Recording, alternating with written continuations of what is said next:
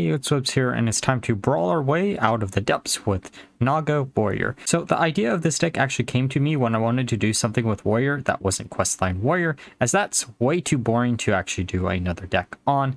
I might do it in the future, but for now, let's focus on some of the other new support that Warrior got in this control style of deck, where we're using From the Depths to discount as many big cost minions out of our deck as humanly possible, or even some of our higher cost removal tools that this deck runs. So for the Mulligan guide of the deck, there's two ways to actually play this deck.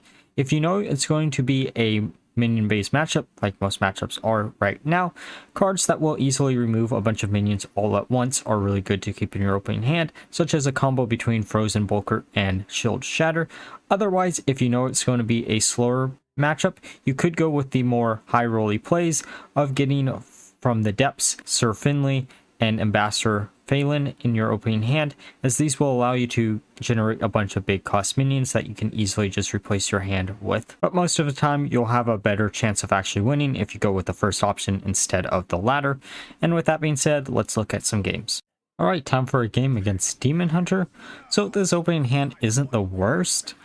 If we want to get a little bit greedy with it, we could mulligan away the Treasure Guard and the School Teacher, but we probably will just keep the Treasure Guard in our opening hand, as it is a decent enough early game minion that allows us to draw into more minions, and we can be a little bit more greedy. And at the point of recording this game in particular, I didn't know what type of Demon Hunter decks were going to be really relevant, as I didn't face that many. I was keep facing Mech Mage over and over and over again. But with hindsight, I probably wouldn't have chose to keep From the Depths and Sir Finley in the opening hand if I knew it was going to be Token Demon Hunter, which was a deck that actually kind of shocked me that has become pretty meta relevant. We're going to kill the Slither Spear just because of the fact that that could get really big really quickly, and we should be able to kill the Vile Fiend pretty much next turn anyways. Or we could actually just put down the Treasure Guard, as it should allow us to protect our face for a little bit longer. We could also use the spear just to get rid of the Slither Spear again. Okay, so they have Drekthar, so we need to get some type of removal tool here, or we're going to just lose the game. We could coin and then use Sir Finley to try to see what we have at the bottom of the deck. I'm going to get rid of the Naga no matter what, probably.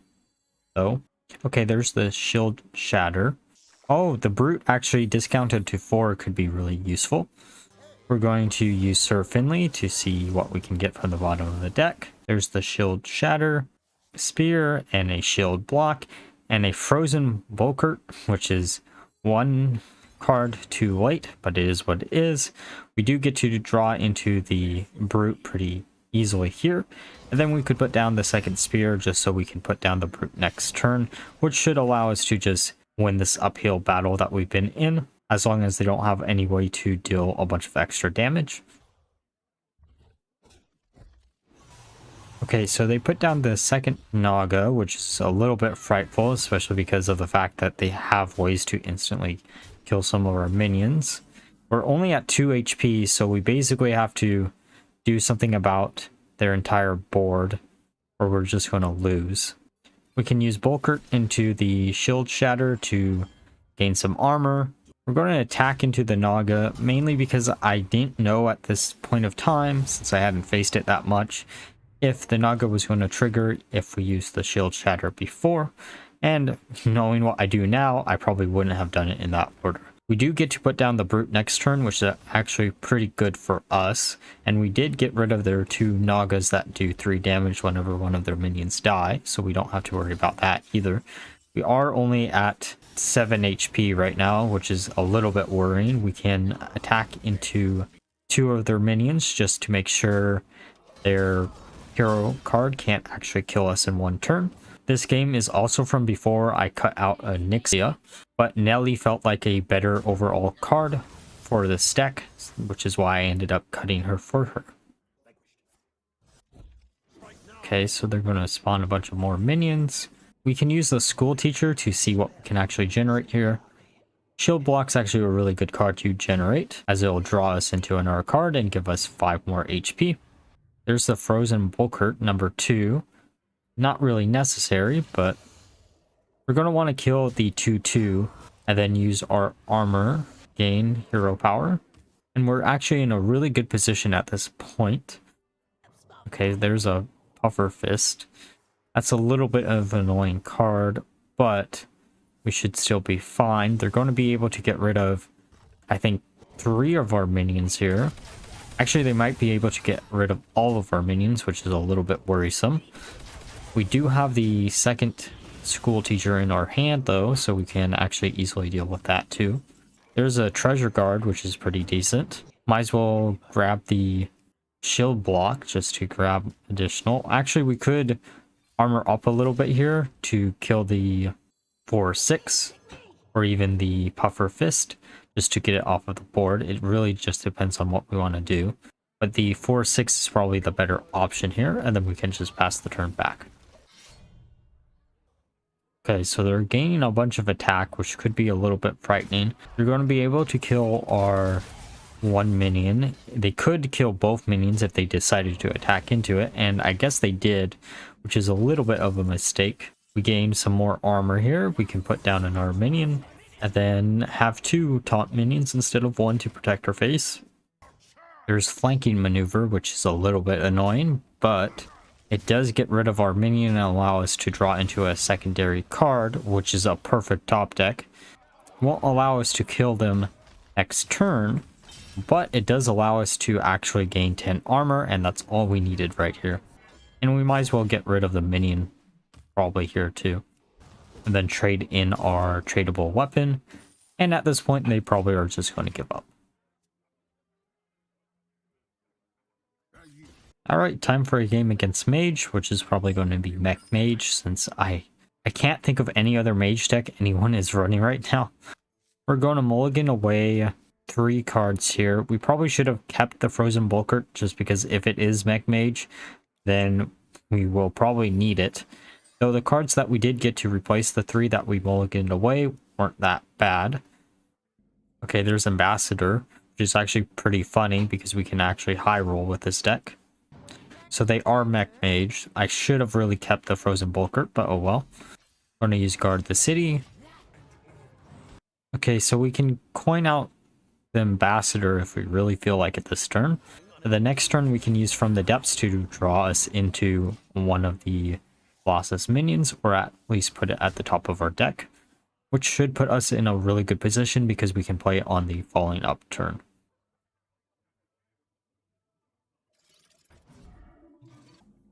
Okay, so there's Brawl, which might be a little bit useful next turn. Nelly is probably the best option here to put at the top of the deck. And we probably should have used our tradable weapon first, but oh well.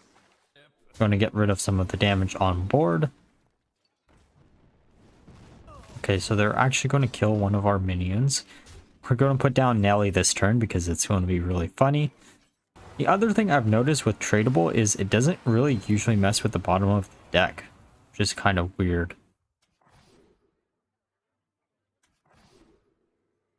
And this Nelly actually was probably one of the worst ones that I've ever seen. It is what it is, I guess. We did get a shield shatter, but we don't have that much armor, which means that's going to be a little bit bad. Okay, so they're going to put down 2 mech sharks. That's going to be a little bit annoying.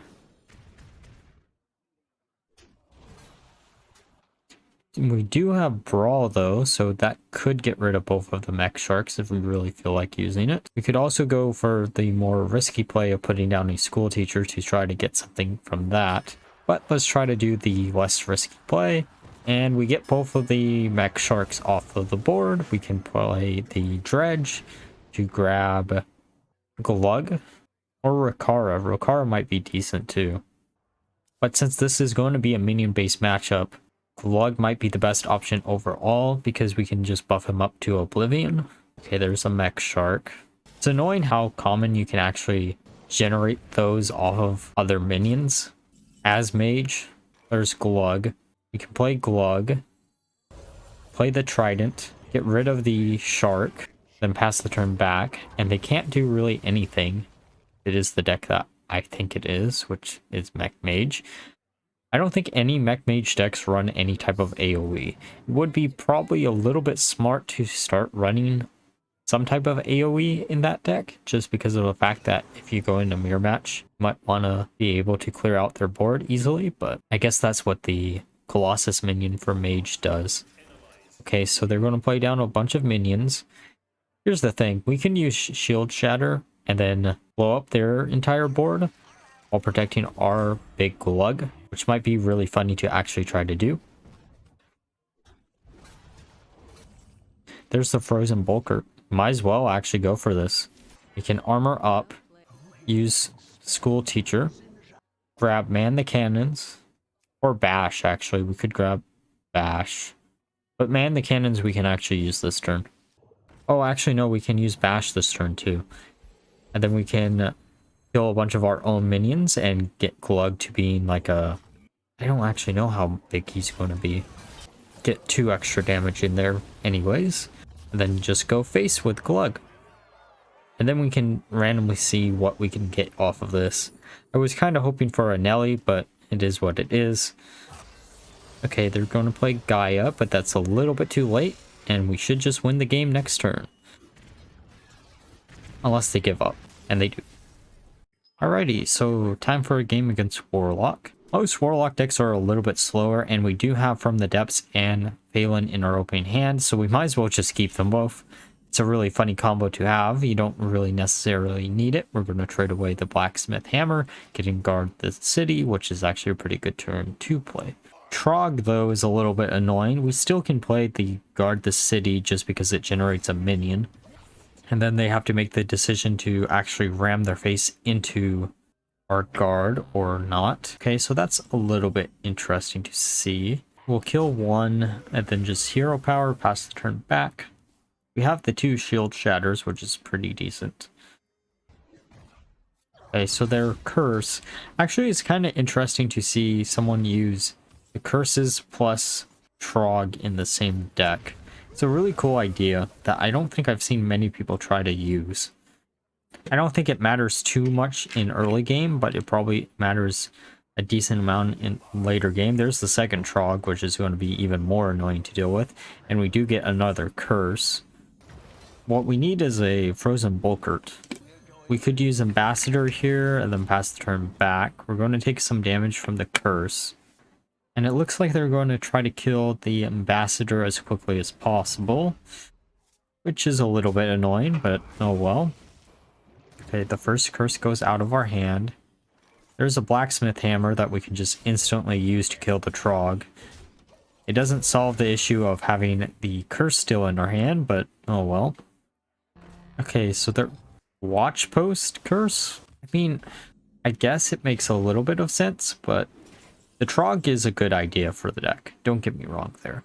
But I think anything else is probably a pretty bad idea. We can put Leviathan at the top of our deck, which might be a little bit funny, or Nelly, because we could also just use the Finley next turn. We could have used it this turn too. Okay, going to play down Nelly probably here and attack into their minion, because why not? Going to grab the Anchorman, the Obsidian Smith, and Smite, because why not grab Smite when you have the chance to? We're going to trade in our hand to see what we can get. We're in a pretty good position, so why not? Might as well go as high rolly as humanly possible. Oh, Zola is pretty interesting. We could use it to copy Nelly here if we do get Nelly to actually survive this turn. But it doesn't look like we are. There's a Bulkert. We're going to use it, and then we're going to use Abyssal Curse, and then just go face. Then we only need one more spell to trigger Queen Azara. Okay, now we can play Smite. Zola on the Smite, because why not? We can play the Leviathan. We probably should have just played Smite. I think it's because I technically didn't have lethal here, so I might as well try to do as much damage as humanly possible with the minions they have on the board. I'm gonna grab the Treasure Guard, then just go face. Because there's no way that 4 extra damage can make us lose the game, right?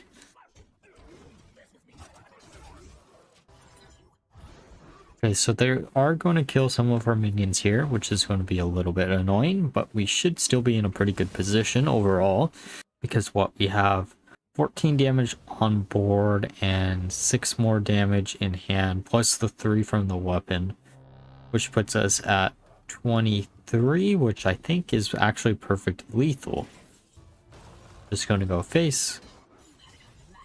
Alright, now that we're through the games, let's discuss my final thoughts of the deck overall. So, this deck didn't perform as great as I expected it to, which kind of shocked me, but it kind of didn't, just because of the fact that Pirate Warrior got so much new support that pushed it way further ahead than any other Warrior deck you could currently play. But this deck does have some key cards that are going to be easily abusable in the future, and it's nice to be able to show them off in a deck like this, because it turns out being able to discount the Colossus minions you create off of Ambassador Faelin with From the Depths is actually pretty impactful, especially because From the Depths also allows you to discount a bunch of removal tools that you might not normally want to run because they're a little bit too slow for the current metagame. But that doesn't change the fact that I can't easily recommend this deck. It's just not that good of a deck as it currently stands, and you have better options if you are a Warrior fan. With that being said though, if you enjoyed the video, please leave a like, comment, and subscribe, and until next time, bye bye.